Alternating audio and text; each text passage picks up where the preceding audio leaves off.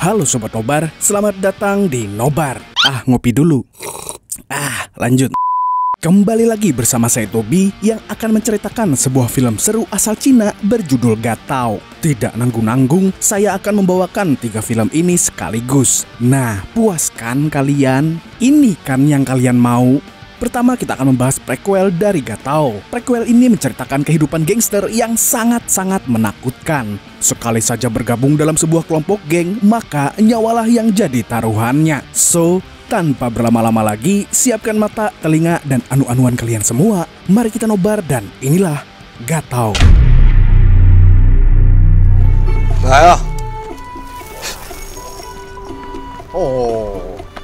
Pada suatu malam, gerombolan geng Zhuang menagih utang kepada seorang pemuda bernama Chuan. Namun karena Chuan tidak mau membayar, geng Zhuang pun menghajarnya. Keributan itu ternyata mengundang kedatangan geng lain sehingga perkelahian tak terhindarkan.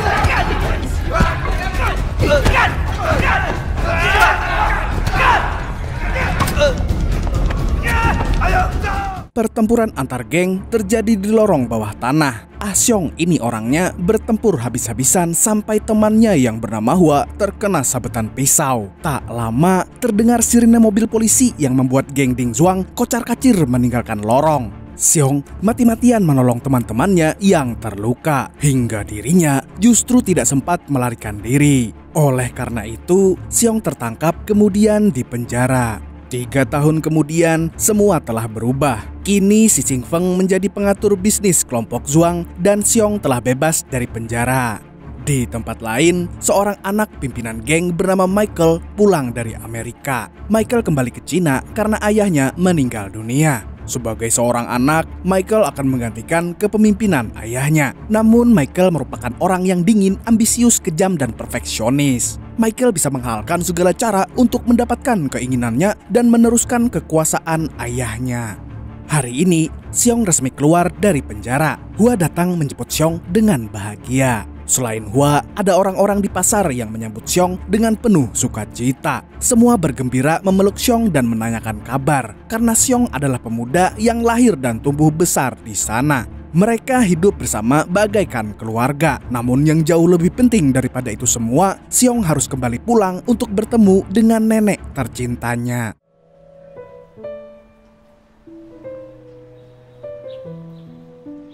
Nenek adalah salah satu orang yang paling sedih ketika Xiong di penjara. Maka dari itu, hari ini merupakan hari paling membahagiakan bagi nenek ketika melihat Xiong telah kembali. Nenek sangat menyayangi Xiong, sehingga nenek setiap hari berdoa supaya Xiong mendapat pekerjaan yang layak dan tidak menjadi seorang gangster.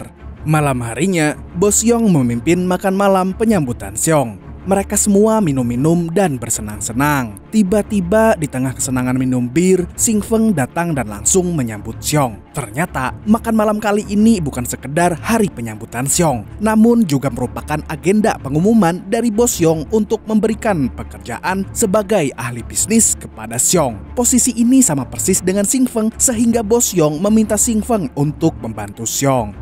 Setelah makan malam selesai, Xing Feng membagi tugas mereka sebagai pengatur bisnis. Karena mereka berada dalam kedudukan yang sama, maka Xing Feng menugaskan Xiong untuk mengatur bisnis bersama Hua. Suatu hari di lain tempat, Michael memulai ambisinya. Dia ingin menyatukan seluruh bisnisnya supaya keuntungan yang dihasilkan juga menjadi lebih besar. Cuan. Michael ingin mengembangkan bisnisnya sampai harus berurusan dengan geng Zhuang. Akan tetapi, keinginan Michael ini ditentang oleh paman berjas abu-abu. Walaupun tidak mengatakannya secara langsung, sang paman memberi peringatan keras kepada Michael betapa berbahayanya geng Zhuang. Apalagi jika bisnisnya sampai bersinggungan dengan Bos Xiong. Kembali lagi ke pasar Zhuang, datanglah seorang perempuan seksoi melihat-lihat dagangan Hua. Kebetulan saat itu Hua sedang pergi, sementara Xiong sedang mengambil barang di gudang. Karena tidak ada orang, paman gambler si penjual dendeng menyambut perempuan itu. Namun ternyata paman gambler malah bersikap kurang ajar. 啊，旁边啦，哦，你奶头哈。Setelah perempuan itu pergi, Xiong baru datang ke kios. Paman gambler langsung menceritakan kesialannya dan menyuruh Xiong mengembalikan bunga itu kepada si perempuan tadi. Dengan patuh, Xiong berjalan keluar pasar. Namun perempuan yang tadi sudah tidak ada. Dan tanpa disangka-sangka, Xiong justru bertemu dengan teman lamanya yang bernama Lei Lei. Sayangnya pertemuan itu bubar karena bapak-bapak satpol tiba-tiba mengadakan razia PKL. Seketika Xiong langsung panik, kemudian memberikan bunganya untuk Lei Lei. Setelah itu Xiong pergi sambil mendorong gerobak nenek penjual sayur untuk membawanya ke tempat yang aman. Xiao terus berlari sampai ia bertemu bodyguard dari geng Da Xiao Tu. Baca geng Datu aja. Mas-mas berambut klimis itu menghentikan gerobak Xiong dan melarang mereka masuk karena wilayah itu sudah bukan kekuasaan geng Zhuang. Jika Xiong nekat masuk, dia harus membayar $100 sebagai biaya keamanan. Xiong awalnya kesal, namun karena ia kasihan melihat nenek penjual sayur, Xiong pun membayarnya. Malam harinya, nenek Xiong mengadakan acara makan malam. Makan malam itu dihadiri oleh teman-teman Xiong dan tentu saja ada Lei Lei. Semuanya terlihat akrab dan senang memakan masakan nenek. Namun tiba-tiba ada sebuah serangan dari geng Datu.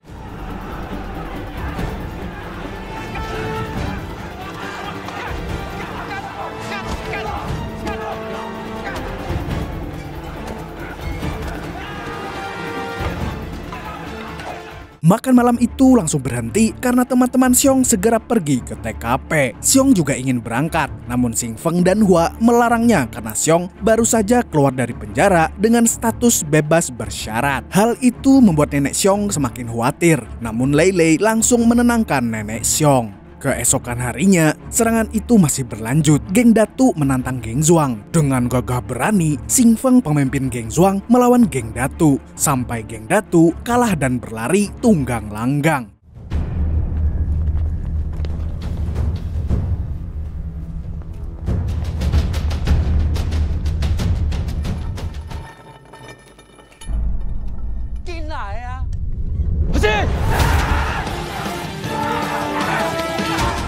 Sementara itu, ancaman juga muncul di dalam pasar. Tiba-tiba anggota geng Ho datang dan meminta uang keamanan. Untungnya Xiong berada di kios Hua. Begitu melihat paman gambler terdesak, Xiong langsung marah dan berbalik mengancam geng Ho. Dengan penuh keberanian, Xiong mengusir geng Ho dan menyuruhnya pergi jauh dari wilayah kekuasaan geng Zhuang. Setelah serangan itu, nenek menyatakan kekhawatirannya terhadap Xiong. Meskipun Xiong kemarin menang, akan tetapi tangan Xiong terluka dan itu membuat nenek takut. Oleh karena itu, nenek meminta Xiong keluar dari geng dan mencari pekerjaan yang lebih baik. Sayangnya, Xiong tidak bisa meninggalkan dunia gangster begitu saja. Hal itu membuat nenek kembali kecewa. Keesokan harinya, Xing Feng kembali mendatangi Michael untuk menanyakan tujuan dari serangan kemarin. Michael lantas menyebutkan pengembangan bisnisnya, bahkan mengajak Xing Feng bekerja sama dengannya. Akan tetapi, Xing Feng menolak karena dia masih bekerja di bawah bos Yong. Setelah pertemuan itu, paman berjas abu-abu yang kini berjas hitam mengadakan mediasi antara geng Datu dan geng Zhuang terkait perseteruan mereka kemarin. Michael pun tidak tinggal diam. Dia mengintimidasi bos Yong supaya bos Yong menerima tawaran kerjasama bisnisnya. Namun karena karakter Michael yang terlalu sadis, bos Yong tidak mungkin menerima tawaran itu.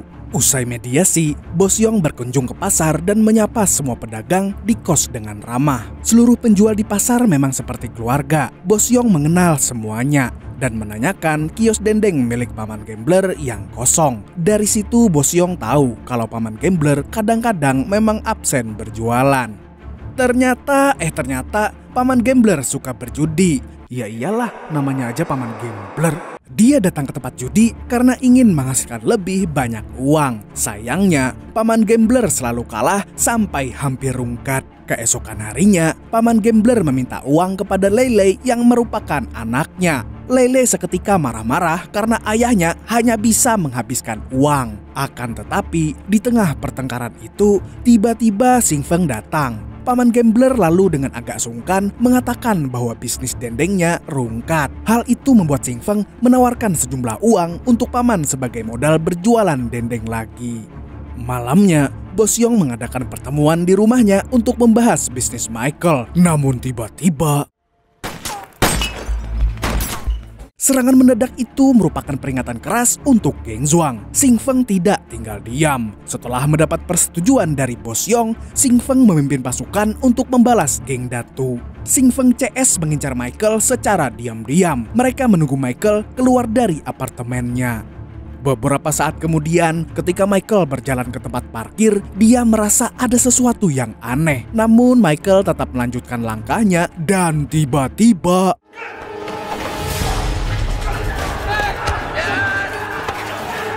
Xing Feng CS menyerang Michael tanpa ampun. Akan tetapi, pasukan Michael juga dengan sigap meladeni serangan itu. Kemudian tanpa diduga,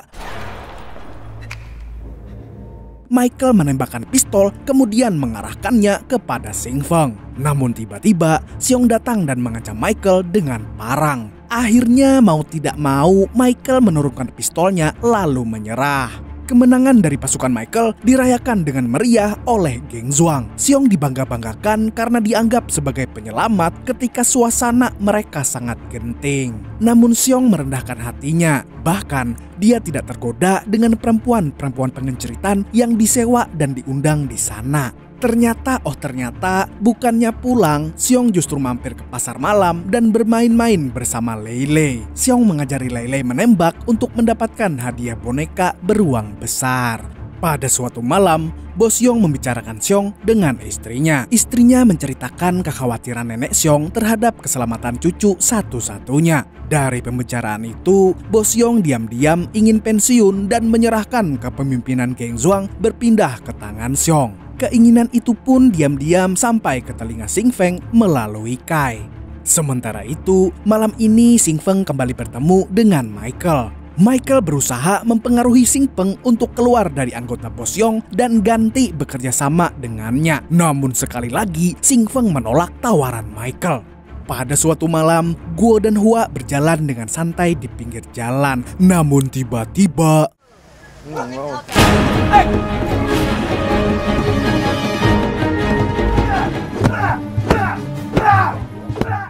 Ternyata Hua dibawa ke pelabuhan dan disiksa dengan sangat kejam oleh pasukan Michael. Setelah itu, Hua kemudian dilempar ke depan rumah Bos Yong.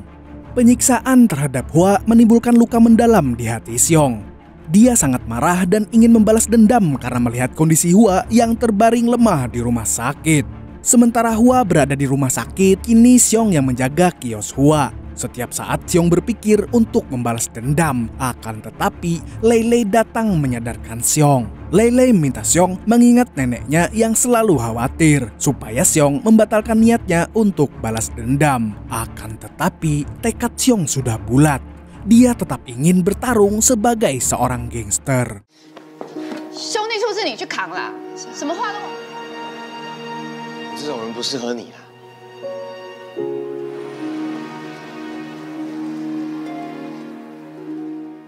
Kemudian di tempat lain, seperti biasa, paman gambler berjudi namun selalu rungkat. Hal itu membuat paman gambler harus berhutang ke orang lain. Namun tanpa diduga, orang itu ternyata merupakan pasukan Michael. Setelah berjalan pulang dari tempat judi, paman gambler dihampiri oleh Michael dan pasukannya. Paman gambler diberi pinjaman 1 juta. Akan tetapi harus mengembalikan sebanyak 3 juta. Paman gambler menolak karena bunganya terlalu tinggi. Lalu Michael menawarkan hal lain. Michael akan memberikan uang itu dan tidak dihitung sebagai utang. Namun paman gambler harus membunuh Xing Feng. Paman gambler ternyata menyetujui tawaran itu. Makanya dia menghubungi Xing Feng. Xing Feng yang sedang dalam perjalanan bersama Bos Yong pun cepat-cepat menemui paman gambler. Xing Feng menduga paman gambler menemuinya untuk kembali meminta uang. Akan tetapi Xing Feng sudah merasakan firasat buruk sehingga dia menelepon Xiong dan menyuruhnya berhati-hati. Xiong sedang mengantar neneknya ketika tiba-tiba sebuah mobil menabraknya dari belakang. Mau tidak mau Xiong memajukan mobilnya, tetapi tahu-tahu sekarang Xing Feng masih mencari paman gambler. Lalu tiba-tiba paman gambler menemuinya dan menanyakan Lei Lei. Xing Feng merasa paman gambler hanya membuang waktunya sehingga Xing Feng berniat pergi. Namun tahu-tahu paman menjatuhkan sebuah pistol dan seketika Xing Feng menyadari ada yang tidak beres. Sementara di tempat lain, Bos Yong sedang bersantai. Akan tetapi tiba-tiba dia ditembak dari belakang. Lalu kita kembali ke Xiong yang tertabrak. Orang itu sudah hampir menembak Xiong. Namun untungnya Xiong terbangun dan balas menembak. Sayangnya akibat kecelakaan itu nenek Xiong tidak terselamatkan.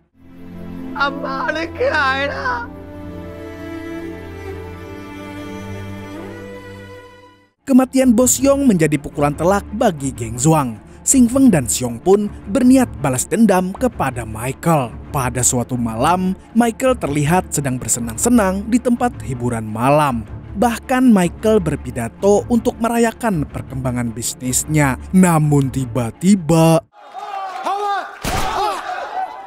adu tembak antara pasukan Michael dan geng Zhuang tidak terelakkan. Michael pun yang merasa terdesak segera kabur.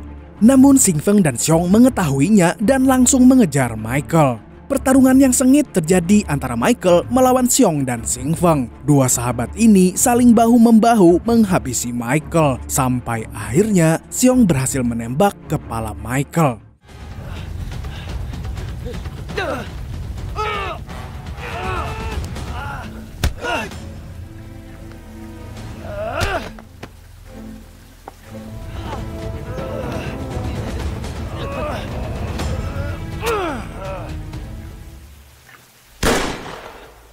Sayangnya, Xiong terluka parah.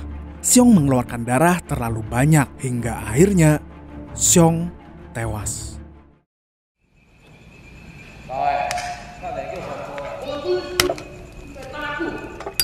Malam itu, Bos Chun diseret ke gudang kosong untuk menerima pelajaran dari Ren. Namun sebelum Ren melakukannya, Presiden Gui menelpon dan memerintahkan Ren untuk membatalkan niatnya. Sebenarnya hal itu membuat Ren sangat kesal. Namun bagaimanapun juga, Ren harus menuruti perintah atasannya. Ren tidak bisa bertindak gegabah karena hal itu dapat merugikan kelompok dan dirinya sendiri.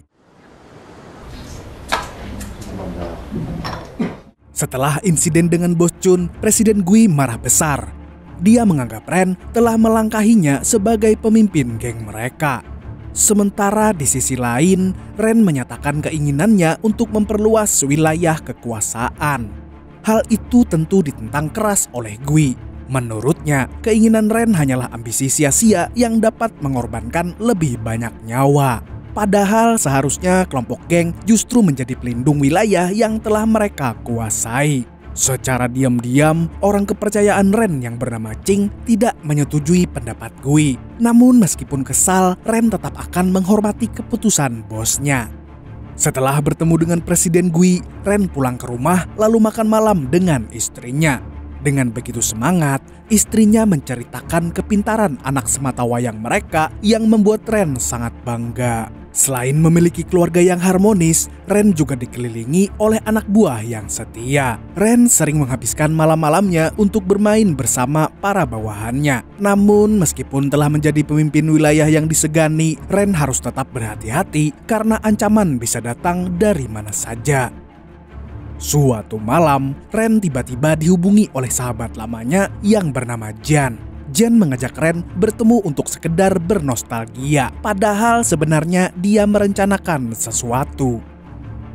Setelah mendapat telepon dari Jian, Ren langsung menemuinya. Awalnya mereka bersenda gurau sampai Jian secara halus meminta izin dari Ren untuk memasarkan bisnis narkoboy di wilayah kota utara. Dan secara halus pula Ren menolak permintaan Jian. Lalu tiba-tiba penolakan Ren ternyata menimbulkan dendam dalam hati Jian. Dia pun memikirkan segala cara untuk mempengaruhi Ren supaya sahabatnya itu dapat meloloskan permintaannya. 3 tahun kemudian, kepemimpinan Presiden Gui semakin berkembang. Kelompok geng yang dipimpinnya semakin banyak dan wilayahnya meluas. Mereka semua berkumpul dalam perayaan ulang tahun Presiden Gui. Di sana juga ada Xing Feng. Semua orang bergembira dalam perayaan pesta ulang tahun tersebut.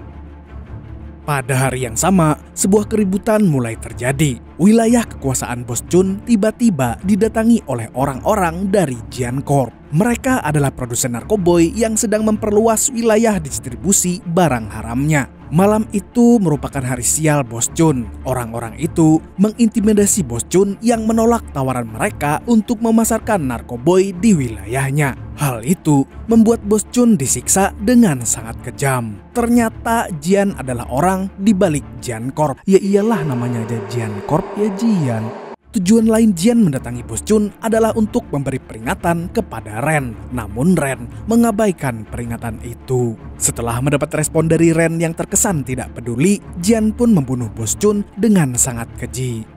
Keesokan harinya, Ren melihat berita di televisi tentang kematian Bos Chun. Namun pembawa berita tersebut menyatakan bahwa peristiwa ini tidak ada kaitannya dengan Jian Corp. Hal itu membuat Ren sangat syok sampai tidak bisa berkata apa-apa.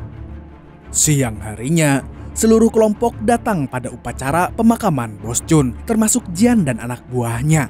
Bahkan dalam upacara itu, Jian memberikan sejumlah uang yang sangat besar sebagai ungkapan duka citanya kepada keluarga Bos Chun. Hal itu membuat anak buah Ren merasa sangat kesal karena mereka tahu peristiwa sebenarnya. Keesokan harinya, Jian mengajak Ren untuk melihat bisnisnya. Jian terus mendesak Ren supaya memberi izin untuk memasarkan barang jualannya. Jian memberikan iming-iming keuntungan yang berlipat ganda dari hasil kerjasama mereka jika Ren menerimanya. Akan tetapi, Ren tetap teguh memegang prinsipnya. Bagi Ren, kekayaan tidaklah penting. Yang penting adalah dari mana uang itu dihasilkan. Selain itu, Ren akan menghormati atasannya yang melarang peredaran barang haram di wilayahnya.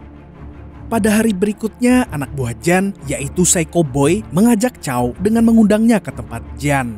Jian menanyakan pendapat Chow tentang narkoboy, dan Chow dengan polosnya menjawab bahwa itu hanyalah bisnis. Jian yang sok suci berpura-pura membela Ren di depan Chow, kemudian menyiksa Chow dengan kejam karena menganggap Chow menentang prinsip hidup Ren.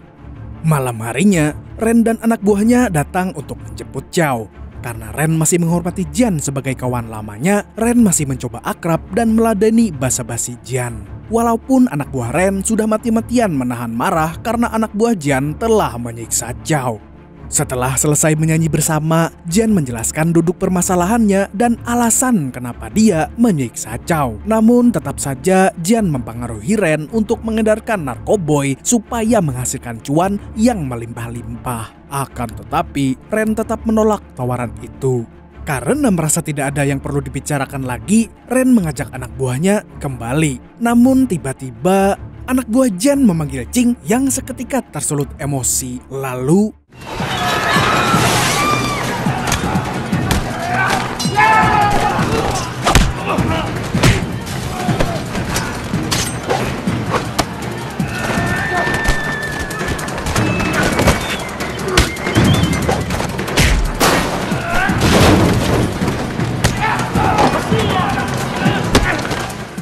akan tetapi, di tengah kejadian itu, Psycho Boy menangkap Chow dan menembaknya beberapa kali sampai Chow tewas seketika. Hal itu tentu mengundang kemarahan bagi kelompok Ren. Ren berusaha menghubungi Presiden Gui untuk menerima perintah selanjutnya. Namun lagi-lagi Presiden Gui tidak mengizinkan Ren untuk bertindak. Hal itu membuat Ren marah dan meluapkan emosinya. Kemarahan Ren ini diketahui oleh Ching. Selain Ren, Ching juga merupakan orang yang sangat terpukul atas kematian Chow. Ching marah sekaligus kesal dengan keputusan Presiden Gui. Oleh karena itu, atas nama Chow, Ching berniat membalas dendam. Kematian Chow merupakan duka yang sangat dalam bagi Ching dan teman-temannya. Mereka adalah sahabat sejati seperti saudara sendiri. Maka dari itu, Ching dan teman-temannya sepakat untuk mengincar Psycho Boy. Malam ini, Ching dan teman-temannya mengincar Psycho Boy yang sering teler di tempat hiburan. Di tengah hujan deras, Ching menyerbu Psycho yang baru saja keluar dari tempat hiburan.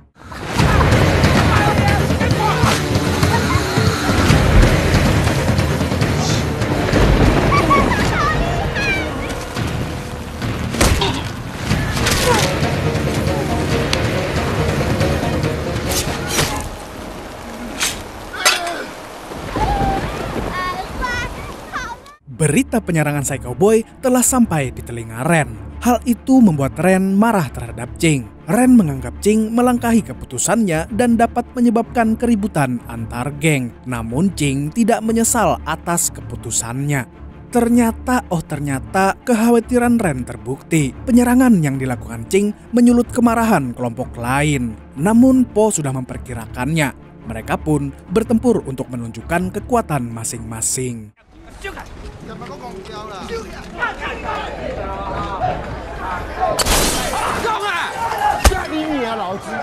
Kerusuhan ini juga telah diprediksi oleh Jian. Dengan tenang, dia melihat keributan itu dan justru menikmatinya.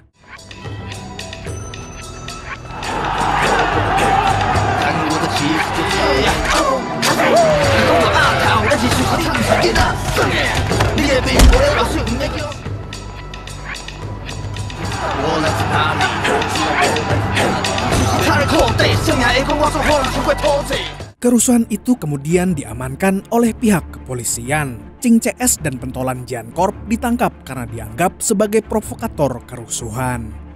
Akan tetapi buah dari kerusuhan itu adalah penangkapan Panda oleh Biao. Biao sempat mengancam Panda, namun Panda justru menantang balik. Ternyata hal itu membuat Biao kesal dan dengan teganya dia menyiksa Panda hingga tewas. Keesokan paginya, jasad Panda ditemukan dalam tong semen di depan markas geng mereka. Hal itu menjadi pukulan keras kedua bagi Ching setelah kematian Chow. Sing meluapkan emosinya kepada Ren. Sing juga mengungkit kematian dua sahabatnya. Ren sebenarnya juga marah, namun ia tidak ingin kerusuhan terjadi kembali sampai menimbulkan korban yang seharusnya tidak bersalah. Meskipun Ren selalu melarang Sing untuk membalas dendam, namun diam-diam Ren memikirkan hubungannya dengan Jian. Kawan lamanya itu sekarang digelapkan matanya oleh cuan semata. Sementara di lain tempat, Jian bertemu dengan agen pemerintah. Jian mengaku bahwa ia merencanakan kerusuhan antara Benteng Utara dan Kota Utara supaya ia dapat menguasai keduanya untuk mengedarkan bisnis narkoboynya. Dikarenakan situasi semakin tidak terkendali, Ren memutuskan untuk menghancurkan Jian Corp melalui anak buahnya sendiri. Namun supaya adil, Ren mengundi siapa yang menjadi eksekutor serangan. Dan hasil dari undian tersebut adalah Po. Meskipun Ching ingin menjadi eksekutor, namun hasil undian itu tetap harus dihormati. Bagaimanapun juga, Po adalah orang yang terpilih. Po kemudian berangkat bersama Pretty Pen dan mengincar keberadaan Jian. Po yang masuk ke dalam gedung, sementara Pretty Pen ada di luar bersiaga di dalam mobil. Akan tetapi, Pretty Pen merasa dia menunggu terlalu lama. Tidak ada tanda maupun kabar apapun dari Po. Lama-lama dirinya merasa khawatir, apalagi ketika lampu gedung itu mati, sedangkan Po belum juga keluar dari sana. Karena khawatir, Pretty Pen memutuskan untuk mengecek keadaan. Namun tiba-tiba,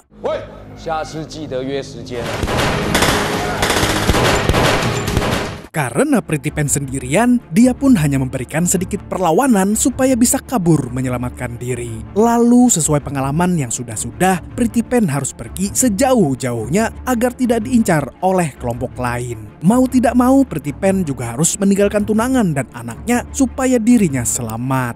Keesokan paginya, Ching mengantar kepergian Pretty Pen. Ching berusaha membesarkan hati Pretty Pen karena memang begitulah resiko hidup di dalam kelompok geng. Kemungkinan Pretty Pen baru bisa kembali setelah 20 tahun atau jika situasinya telah aman terkendali. Setelah mengantar Pretty Pen, tiba-tiba Ching ditelepon oleh Po. Dengan cepat, Ching mendatangi tempat persembunyian Po. Sesampainya di sana, Ching sangat marah terhadap Po. Ching terus menyalahkan Po atas kepergian Pretty Pen. Namun di sisi lain, Po sebenarnya takut. Semalam ketika dia terpilih sebagai eksekutor, dia tidak tahu apa yang harus dia lakukan untuk membunuh Jian. Mereka berdua pun akhirnya merenung, karena sesungguhnya mereka sama-sama frustasi dan marah. Dikarenakan peristiwa kerusuhan ini semakin parah, Presiden Gui mengadakan rapat untuk mendamaikan suasana. Presiden Gui mengundang seluruh ketua kelompok termasuk Jian. Akan tetapi, Jian justru menggunakan kesempatan ini untuk melangkahi sikap Presiden Gui. Hal itu dianggap sangat tidak sopan dan mencederai senioritas komunitas. Dan kedatangan Jian ternyata tidak membuahkan hasil yang baik. Pertemuan itu selesai tanpa kesimpulan apapun. Setelah pertemuan itu, Presiden Gui meminta Jing untuk mengantarkannya pulang. Hal itu tak lain adalah untuk memberi nasihat kepada Jing tentang filosofi Gatao sebagai pelindung wilayah dan menjaga kedamaian.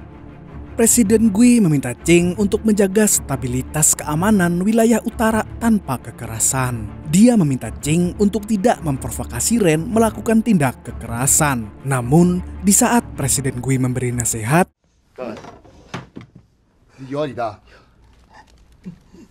karena Presiden Gui terlihat kesakitan, Jing langsung pontang-panting mencari obat. Namun tiba-tiba Jing terdiam saat menemukan foto Presiden Gui dengan Ren yang terlihat sangat dekat. Jing terus melihat foto itu sampai ia lupa tidak memberikan obatnya untuk Presiden Gui. Dan ketika Jing menoleh, Presiden Gui telah menghembuskan nafas terakhirnya. Hal itu membuat Jing shock dan merasa sangat bersalah. Dia menangis di hadapan Presiden Gui yang sudah tidak bernyawa.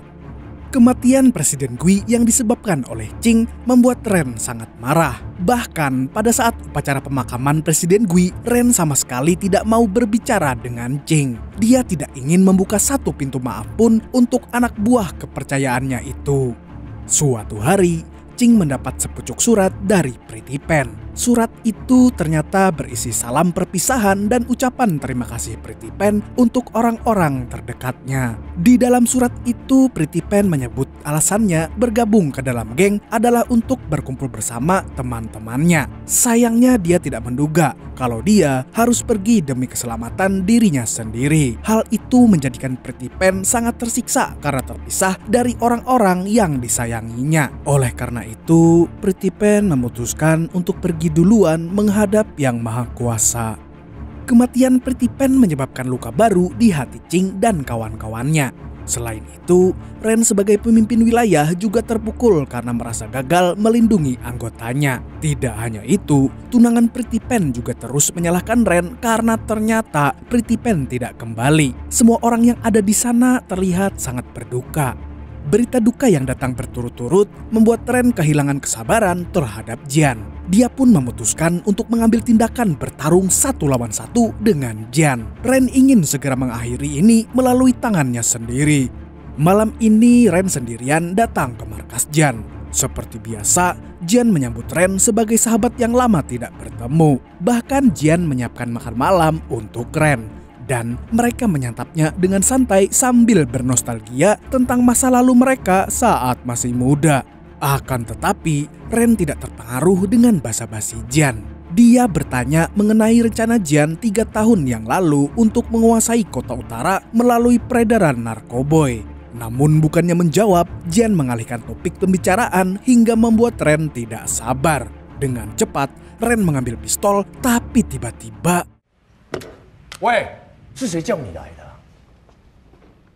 Jian sebenarnya ingin marah, namun anak buahnya mengingatkan bahwa waktu basa-basinya sudah habis. Sekarang saatnya mereka bertarung untuk menaklukkan Ren. Sementara di sisi lain, agen pemerintah kembali menagih janji Jian untuk menguasai benteng utara dan kota utara. Seiring dengan cita-cita mendiang Presiden Gui, sang agen menginginkan stabilitas dan kedamaian. Sayangnya, Jian hanya ingin kekuasaan untuk meraup keuntungan cuan sebanyak-banyaknya. Hal ini membuat Jian terdesak. Kembali lagi dengan Ren yang ada di gudang. Anak buah Jian sudah mengancamnya dengan pistol. Namun tiba-tiba...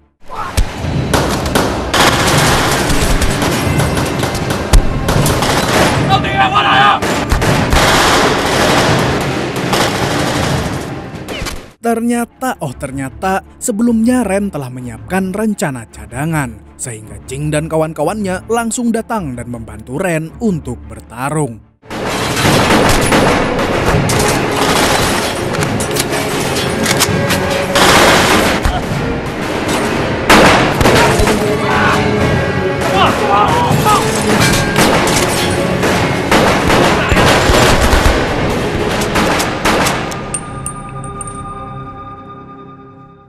Setelah pertarungan di markas Jian malam itu, sekarang Ching dan kawan-kawannya dimasukkan dalam penjara. Namun mereka tidak merasa sedih karena mereka sadar atas konsekuensi perbuatan mereka. Bagi Ching, selama mereka selalu bersama, tidak ada yang perlu dikhawatirkan lagi. Yang bisa menjadi pertanyaan sekarang, kenapa Ching tetap bisa senyum-senyum padahal dia dijebloskan ke dalam penjara? Dan kenapa Ching tetap setia kepada Ren? Untuk itu, baiklah mari kita mengilas balik kisah mereka menuju 6 tahun yang lalu.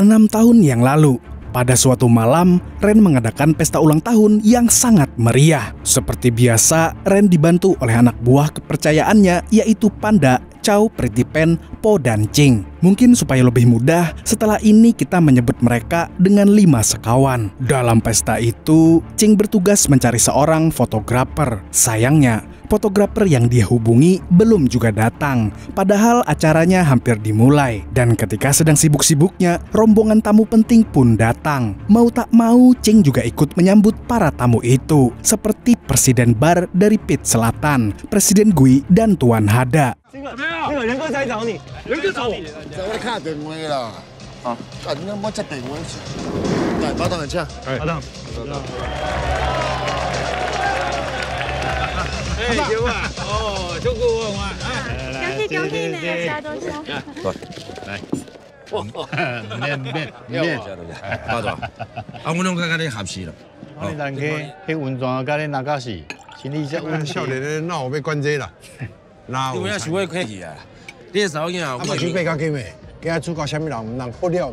Bahkan Presiden Bar mengajak anak dan menantunya untuk mengikuti pesta tersebut. Setelah lama menunggu, akhirnya sang fotografer datang ke sana. Seketika Ching langsung marah-marah karena fotografer itu terlambat. Namun begitu juga sebaliknya, sang fotografer ikut kesal karena Ching tidak memberinya kesempatan untuk mengatakan alasan kenapa dirinya terlambat.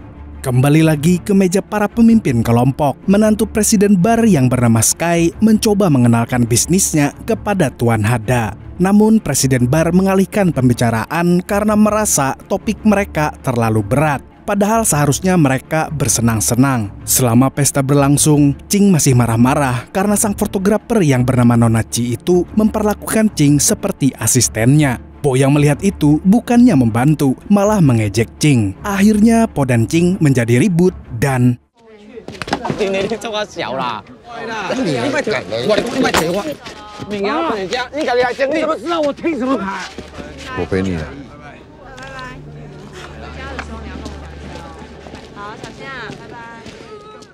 keesokan harinya, Ching datang ke kantor Nona Chi. Dia berniat untuk mengganti kamera Nona Chi yang rusak. Akan tetapi, Nona Chi menolak karena Ching membeli kamera secara asal dan tidak tahu bahwa yang rusak kemarin adalah lensanya. Namun Ching masih bersikeras untuk menggantinya. Ia memberikan sejumlah uang, tapi lagi-lagi Nona Chi menolaknya karena lensa itu sudah tidak dijual.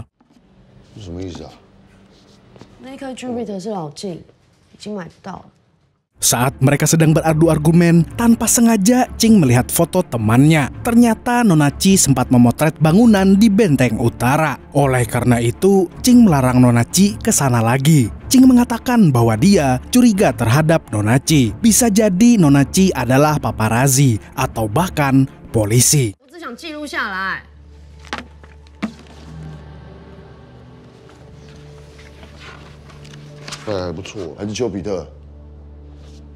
Setelah itu, Ching pergi dan Nona Chi jadi semakin kesal. Hari berikutnya, Nona Chi memotret di wilayah Benteng Utara untuk prewedding. Namun tiba-tiba ada rombongan pemuda setempat yang menanyakan surat izin. Tentu saja Nona Chi marah. Akan tetapi, teman Nona Chi berusaha mengatasinya dengan jalur damai, alias memberi sejumlah uang supaya para pemuda itu pergi. Setelah memotret, Nona Chi berjalan-jalan untuk menikmati suasana. Tapi tiba-tiba, Nona Chi mendengar sesuatu dan ternyata itu adalah Ching. 我朋友的钱。小姐， Ternyata Ching sedang memarahi gerombolan pemuda tadi. Karena melihat itu, Nona Chi langsung berjalan ke sana dan menagih uang keamanan yang tadi diminta oleh mereka. Nona Chi bahkan sempat menuduh Ching merupakan salah satu dari gerombolan orang itu dan menjadi pengedar narkoboy. Ching menjadi kesal dan mengatakan bahwa Benteng Utara bukan tempat pengedaran narkoboy. Namun Nona Chi tidak mau mendengar Ching, kemudian pergi begitu saja. Karena kesal, Ching mengejar Nona Chi dan memperingatkannya supaya tidak datang lagi ke Benteng Utara. Namun Ching justru mengajak Nona Chi jalan-jalan dan memberinya sebuah pekerjaan memotret. Pekerjaan yang dimaksud oleh Ching adalah upacara peletakan batu pertama proyek pembangunan Benteng Utara. Upacara itu dihadiri oleh orang-orang penting. Salah satunya adalah Paman Ho. Paman Ho adalah detektif dari kepolisian yang bertugas memantau peredaran narkoboy di wilayah itu. Fakta menarik dari Paman Ho, dia ternyata adalah Pak D-nya Nona Chi. Siang itu, Paman Ho bingung melihat Chi datang ke sana. Namun Chi cuma bilang kalau dia diajak temannya melihat upacara itu.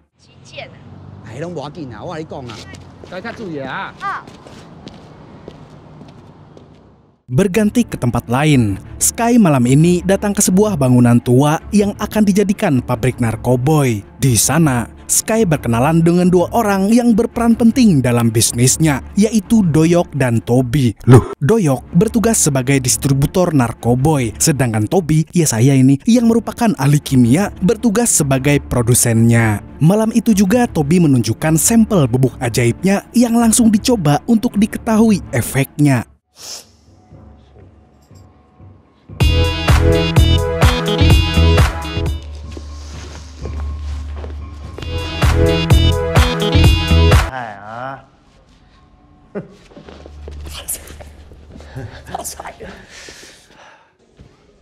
Di lain tempat, Ching mengajak Nona Chi makan malam. Tidak hanya mereka berdua, di situ juga ada Po dan teman Nona Chi. Selama makan malam itu, mereka mengobrol dengan hangat dan bercanda ria. Dari situ, Ching juga menjelaskan tentang bisnis mereka. Po tidak mau kalah. Dia menceritakan masa lalu mereka sebagai 5 sekawan yang dibesarkan oleh Ren, sehingga mereka kini sangat setia kepada Ren. 5 sekawan adalah bersaudara, meskipun tidak berasal dari orang tua yang sama. Begitu pula dengan Nona Chi, orang tuanya berpisah, sehingga kini Nona Chi hidup seorang diri. Melalui cerita masa lalu yang menyedihkan itu, Ching dan Nona Chi saling bersimpati satu sama lain. Sebagai distributor, Doyok mengajak Toby ke tempat hiburan malam. Doyok mengenalkan Toby sebagai produsen narkoboy yang hebat. Oleh karena itu, bukannya bersenang-senang dengan yang lain, Toby justru mengenalkan serbuk magicnya kepada orang-orang itu. Dan ternyata efeknya memang luar biasa. Hasil produksi Toby dapat membuat orang melayang-layang dan lupa diri.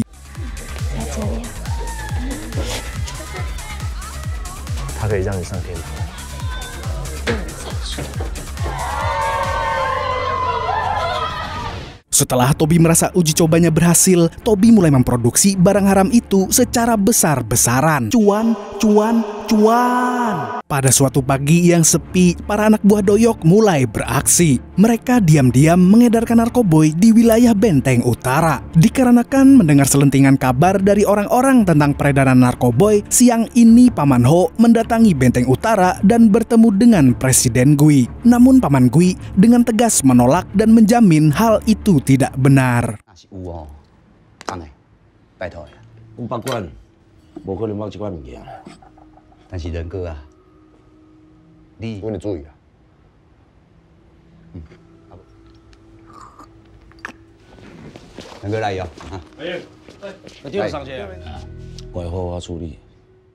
Akan tetapi, setelah Paman Ho pergi, Presiden Gui tetap meminta Ren untuk membereskan rumor itu demi menjaga reputasi Benteng Utara.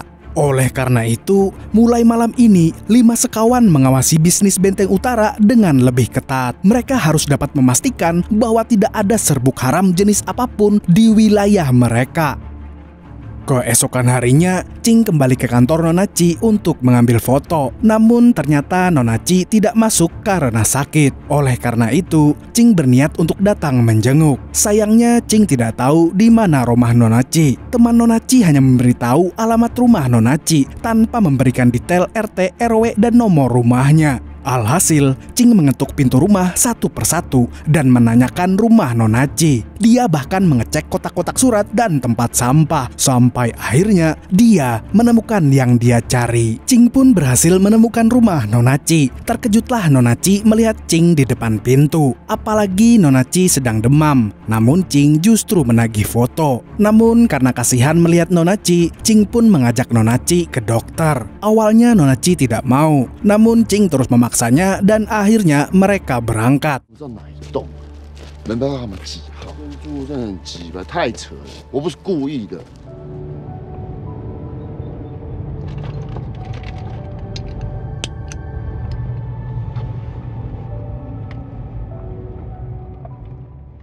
Setelah pulang dari dokter, Ching ternyata jadi semakin perhatian dengan Nona Ci. Malam ini saat Sky sedang bersantai dengan istrinya, secara halus Sky mempengaruhi sang istri untuk menguasai kekayaan ayahnya. Namun sang istri menolak karena tidak mau suami dan ayahnya bertengkar lagi. Keesokan harinya, Nona Ci datang untuk menyerahkan foto. Namun Ching justru mengajaknya ke salah satu wilayah Benteng Utara. Dan karena Ren juga mengajaknya, Nona Ci akhirnya ikut bersama mereka. 没啊，我干嘛呢？我给他揣走回来了。到。刚换车，我们要去哪？只要跟好就好了啦。 Iya, disinilah tempat nongkrong Ren dan anak-anak buahnya. Mereka sering bermain domino untuk seru-seruan. Namun tiba-tiba Sky datang dan ikut bergabung dengan anak-anak buah Ren. Malam ini Sky sengaja datang untuk mengintimidasi Ren supaya Ren mengubah kontrak kesepakatan Benteng Utara dengan Pit Selatan. Namun Ren cukup pintar, bukannya mengubah kontrak, Ren mengajak Sky bertaruh, kemudian ia memilih kehilangan uang daripada mengganti kontrak yang sudah mereka sepakati sebelumnya. Ren sebenarnya sengaja mengalah karena ia melihat Sky membawa pistol. Oleh karena itu, Ching sebagai anak buah kepercayaan Ren seketika langsung waspada dan bergerak mengamankan Sky. Bingo.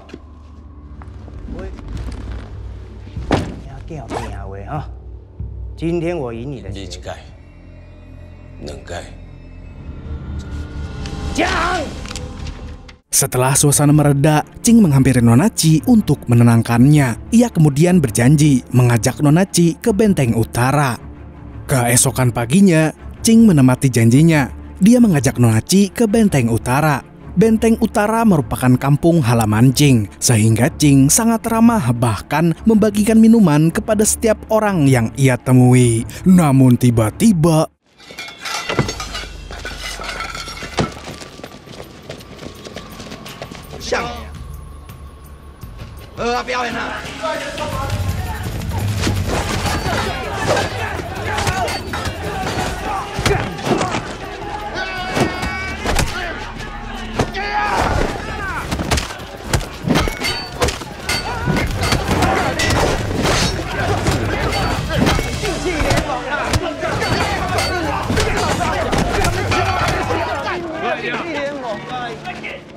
untungnya, teman-teman Ching segera datang sehingga kerusuhan itu dimenangkan oleh anak-anak Benteng Utara. Namun Nona Ci tetap khawatir kepada Ching. Dia ingin mengantar Ching ke rumah sakit. Namun Ching justru mengajak Nona Ci ke rumahnya. Setelah sampai di rumah, Ching langsung mencari kotak obat dan mengobati lukanya sendiri. 叫都不用去医院，自己擦药。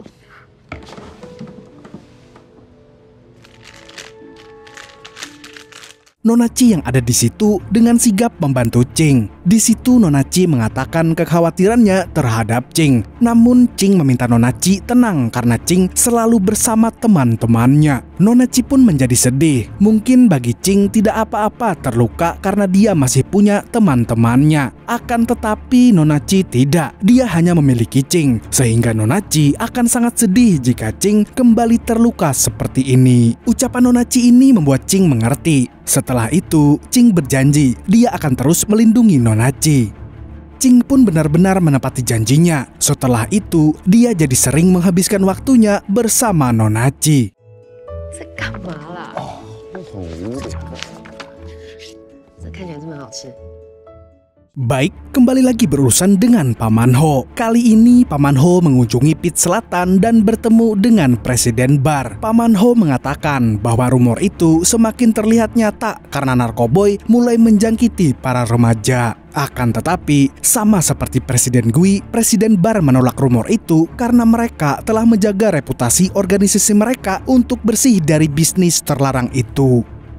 Malamnya, Presiden Bar menanyakan pabrik narkoboy kepada menantunya. Namun tentu saja Sky menyangkal pertanyaan itu. Sky tidak mau mengaku karena dia tahu hal itu dilarang dalam organisasi mertuanya. Presiden Bar akhirnya bercerita tentang kedatangan Paman Ho tadi siang. Presiden Bar curiga kenapa Paman Ho datang kepadanya jika hal itu hanyalah rumor. Namun, bukannya menyatakan dirinya bersih dari narkoboy, Sky malah ingin mencari penyebar rumor dan akan membungkamnya. Hal itu justru membuat Presiden Bar marah karena ia selalu menginginkan organisasinya berkelas, alias tidak mau berurusan dengan barang haram. Padahal secara fakta penyebaran narkoba itu memang sampai di wilayah Benteng Utara. Siang ini Presiden Bar bertemu Presiden Gui untuk membahas rumor narkoboy yang sering mereka dengar. Presiden Bar bercerita tentang kedatangan Paman Ho ke wilayah Pit Selatan. Dalam pertemuan siang itu, mereka berdua membahas tentang prinsip yang mereka junjung tinggi untuk tidak menyentuh barang haram itu. Ora, oleh Juan什么？那么可以哇，规矩叫伊去读不适会，换辛苦。 Di tempat lain, Ching yang jatuh cinta dengan Nona Ci mau melakukan apapun untuk Nona Ci. Dia bahkan mendengarkan apapun yang Nona Ci katakan. 你认识鲨鱼吗？哪个讲朋友？生那一天开始，它就要一直游，一直游，它连睡觉才可以呼吸，它如果停下会死掉。 Sementara itu, ketika menyadari bahwa temannya sedang kasmaran, para 5 sekawan membantu Ching untuk mendapatkan pujaan hatinya. Mereka beramai-ramai memasak makanan favorit Nona Ci. Karena bagaimanapun juga, mereka sudah berjanji untuk selalu bersama, apapun keadaannya.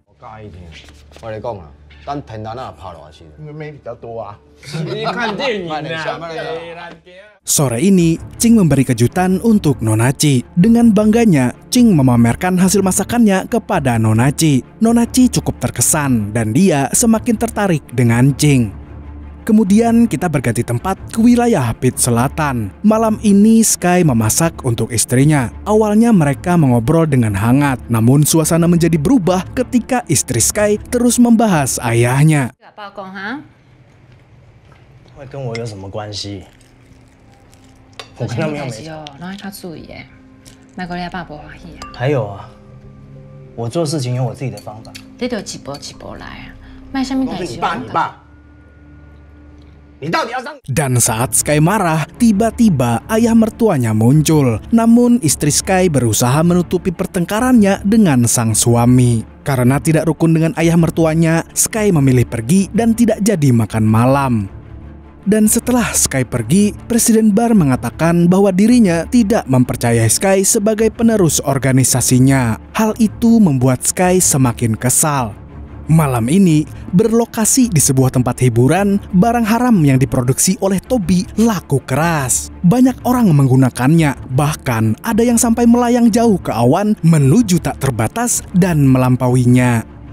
Setelah dibuat kesal oleh ayah mertuanya tadi, Sky kini senang karena melihat pemberitaan di TV bahwa narkoboy dari pabriknya telah menjadi temuan baru yang sangat menggemparkan. Hal itu menandakan jika bisnisnya akan sukses besar, cuan, dan cuan. Baik, kembali lagi dengan Ching yang sedang kasmaran. Malam ini dia berjalan-jalan dengan Nona Ci. Bahkan Ching memberi hadiah untuk Nona Chi berupa lensa kamera yang sama persis dengan milik Nona Chi yang dulu ia pecahkan. Nona Chi pun sangat terharu dengan hadiah itu. Dia langsung mencobanya dengan senang hati. Namun tiba-tiba Ching ditelepon oleh Ren. Karena Ren membutuhkannya, mau tak mau Ching harus meninggalkan Nona Chi. Setelah sampai di tempat Ren, ternyata di situ ada Paman Ho yang membahas rumor narkoboy yang memasuki wilayah Bentang Utara. Namun selain itu, ada yang lebih penting. Paman Ho menemui Ching dan secara langsung mengenalkan dirinya sebagai Paman Nona Chi. Oleh karena itu, Paman Ho meminta Ching supaya tidak berhubungan terlalu jauh dengan Nona Chi. Usai kedatangan Paman Ho kemarin, pagi ini Ching dan kawan-kawannya memeriksa CCTV. Di dalam kamera CCTV terekam sebuah mobil mencurigakan yang memasuki kawasan Benteng Utara. Hal itu langsung membuat Ching bergerak ke sana untuk memeriksa. Dan setelah memeriksa CCTV, sekarang Pretty Pen menggeledah gudang konstruksi. Sayangnya dia tidak menemukan apapun. Pemeriksaan ini ternyata mengundang Sky yang langsung tertawa meremehkan karena kecurigaan Ching tidak terbukti. Selain Sky, Ren juga datang ke sana kemudian memarahi Ching. Namun kali ini Ren marah karena Ching bertindak kurang gesit. 看了监视器，想说赶快赶过来嘛。都好能 saving 呢，想一下啦，拜托哎。 Setelah kembali dari Benteng Utara, Sky sekarang datang ke pabrik kemudian marah-marah. Dia marah karena saat ini semua orang curiga padanya. Oleh karena itu, Sky meminta salah satu anak buahnya untuk melakukan serangan terhadap Ching. 谁啊？我连你一起干掉。 Malam ini Ching jadi banyak pikiran. Dia minum sampai kobam, namun tetap tidak mau mengaku di hadapan Nona Chi. Namun dengan sabar Nona Chi meminta Ching bercerita sampai Ching mengaku. Ching sesungguhnya takut karena dia merupakan orang kepercayaan Ren. Ching selalu menjadi contoh dan pemimpin untuk teman-temannya. Di sisi lain, Ching juga ingin hidup normal dan mendapatkan pekerjaan yang layak. Tapi apa boleh buat, Ching hanya tahu caranya berkelahi. Ching tidak tahu harus melakukan apa lagi. 是你不要用这样的方式对我。我每天害怕你在外面有可能被人家砍死。 我能够怕你跟我人怎么办？工作。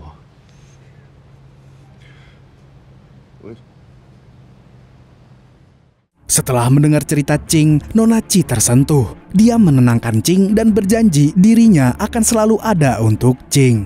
Sejak saat itu, Ching dan Nona Chi semakin sering bersama. Namun karena dari dulu Ching sudah diincar, pada suatu malam Ching tiba-tiba diserang oleh orang tidak dikenal.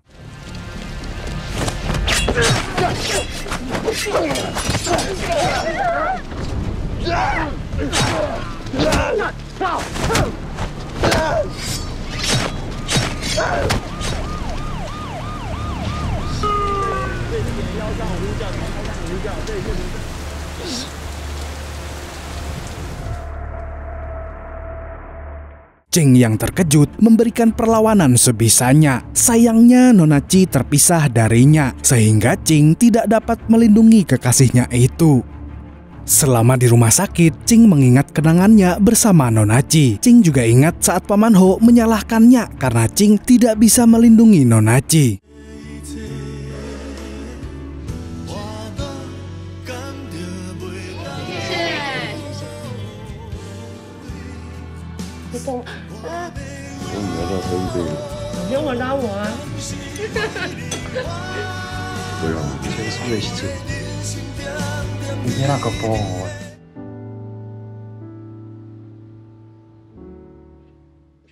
Setelah peristiwa penyerangan itu, Ching meminta bantuan Chow mencari sang pelaku untuk memberinya pelajaran. Tidak butuh waktu lama, Ching dan kawan-kawannya berhasil meringkus si pelaku yang ternyata adalah Doyok. Mereka pun membawa Doyok ke hadapan Ren. Di hadapan Ren, Ching menyiksa Doyok sampai babak belur. Setelah merasa tidak kuat, Doyok akhirnya mengaku bahwa Sky adalah dalang dari seluruh keributan ini.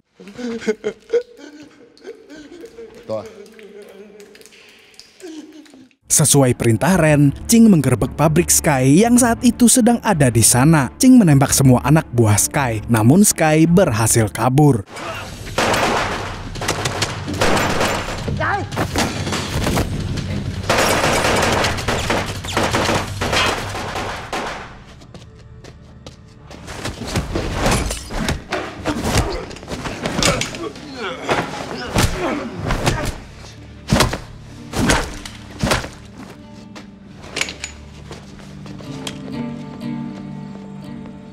Sky yang kabur keluar pabrik tiba-tiba bertemu dengan Toby. Sky awalnya menantang Toby, namun ternyata